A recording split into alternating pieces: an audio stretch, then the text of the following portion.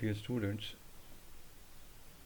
today I am going to explain a very important topic which is very much useful in solving the problems, that is free air delivery. It is the volume of air obtained after reduce the pressure and temperature of delivered air to the ambient condition. Ambient condition means atmospheric conditions. See the PV diagram. The volume of air delivered is V2 minus V3. This much volume of air is delivered at pressure P2 and temperature T2. When its pressure and temperature are reduced to the atmospheric pressure and atmospheric temperature, then the volume obtained, it is called free air delivery. We know that PV is equal to mRT. So here the m I am going to take it as the constant. PV is equal to RT. PV by T is equal to R, that is equal to constant. PV by T is equal to constant.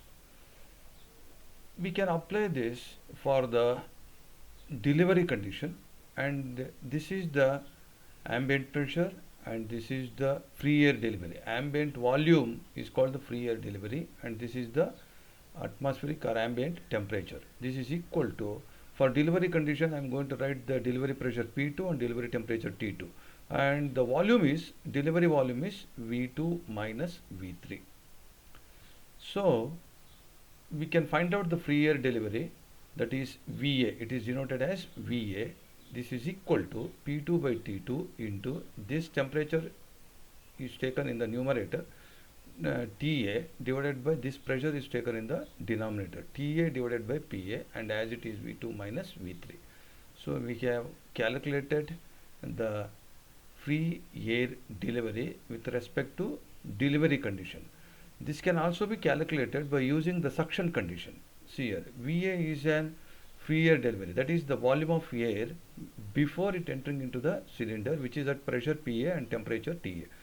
As soon as the as soon as the air enters into the cylinder through the inlet valve, its pressure decreases because it is subjected to nozzle effect. So in the nozzle, the pressure decreases. Hence, the P1 is always less than PA. When the air entered into the cylinder, its temperature will be increased because the inner surface of the cylinder got heated up due to the compression took place during the previous cycles. So always the temperature inside the cylinder is more than the TA.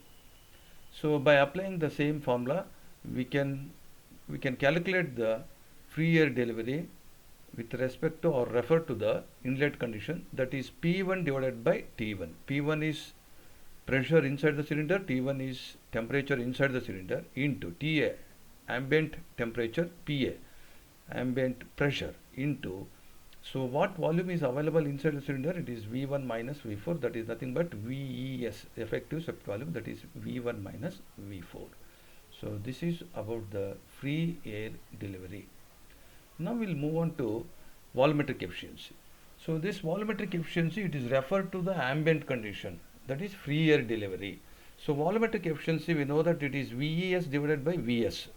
So in this case, if we refer to the ambient condition, instead of VES, we have to consider the free air delivery, that is VA divided by VS. That is VS is nothing but V1 minus V3. This is equal to, for free air delivery, we can write P1 divided by T1 into TA by PA into V1 minus V4, and V1 minus V3. This V1 minus V3 I have written here as it is V1 minus V3. P1 by T1 into TA by PA, but we have already derived for the volumetric efficiency, that is equal to V1 minus V4 divided by V1 minus V3 is 1 plus K minus K into P2 by P1 all to the power of 1 by N. This is the expression for volumetric efficiency referred to ambient condition. Now we'll move on to next topic, that is single stage double acting air compressor. So in the double acting air compressor, the suction and the compression and delivery processes takes place on both sides of the piston. So whereas in single acting, the suction and the compression and delivery processes takes place only one side of the piston. So with this diagram I am going to explain the working of double acting air compressor. So this is here the inlet valve and it is the outlet valve. Here inlet valve and the outlet valve. So here it is cover end and this is the crank end. When the piston moves from cover end towards the crank end, this inlet valve opens and the suction of air takes place. That is, the air enters into the cylinder. So this side, cover side, the suction is took place. So in this side, that is the crank side, the compression and delivery process will be taking place. So the compression of the air takes place, which is already entered into the cylinder during the previous cycle. So that's why the suction and the compression and delivery process takes place on both sides of the piston. Now the work done per cycle in the double acting air compressor, that is, in single acting air compressor we know that N divided by N minus 1, P1 into V1 minus V4 into P2 by P1 whole to the power of N minus 1 divided by N minus 1. So it is in single acting, it is only one compression will be there. In double acting, in one cycle there will be two compression will be there, hence it should be multiplied by 2. This is the expression for work done per cycle.